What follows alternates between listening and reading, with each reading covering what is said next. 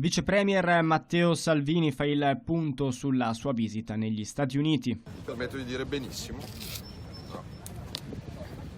Incontro molto costruttivo, abbiamo parlato sicuramente di valori, quindi di Iran, di Cina, di democrazia, di diritti umani, dell'Unione Europea che sta cambiando, ma anche di business.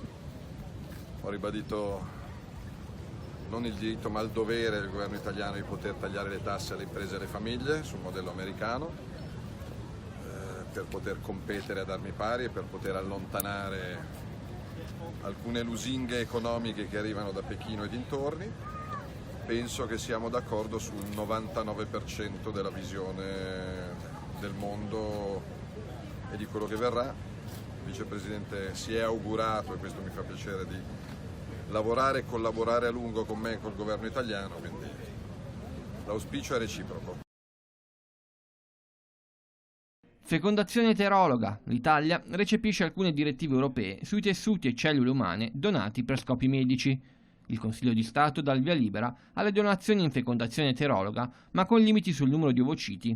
In particolare il Consiglio di Stato ha ritenuto necessario che siano indicati nel regolamento i limiti di età per la donazione, differenziati per la donna e per l'uomo, sia per prevenire patologie del nascituro legate all'età del genitore genetico, ma anche sul presupposto che l'età del donatore o della donatrice possa influire sull'esito positivo della tecnica utilizzata e, conseguentemente, esporre, per ipotesi di esito non favorevole, la coppia alla necessità di altri tentativi con i relativi pregiudizi per la salute psicofisica.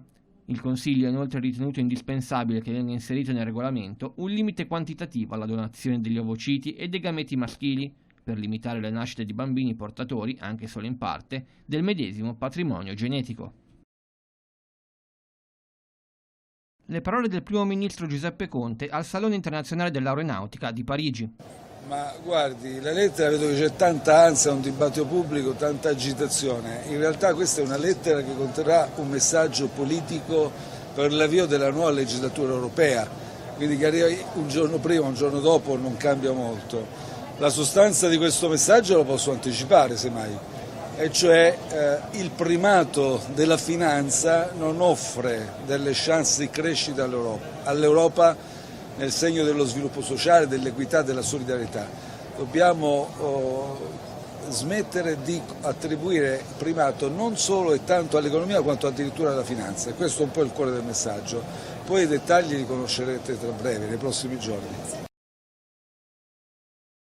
Si amplia a tutte le moto, i motorini, le microcar e i tricicli l'eco-incentivo per acquisti di elettrici o ibridi introdotto per le due ruote con la manovra proposta appena passata in Parlamento. Lo prevede un emendamento del Movimento 5 Stelle al decreto crescita, riformulato e approvato alla Camera. Si potrà usufruire del 30% di sconto fino a un massimo di 3.000 euro per gli acquisti di veicoli L1E, L2E, L3E, L4E, L5E, L6E ed L7, senza più limiti di potenza, prima era di 11 kW, e portando in rottamazione vecchi veicoli Euro 0, 1, 2 e 3. Prima era solo Euro 2. Sarà possibile inoltre rottamare anche i mezzi di familiari conviventi e ricevere un possibile sconto sull'acquisto di un mezzo elettrico.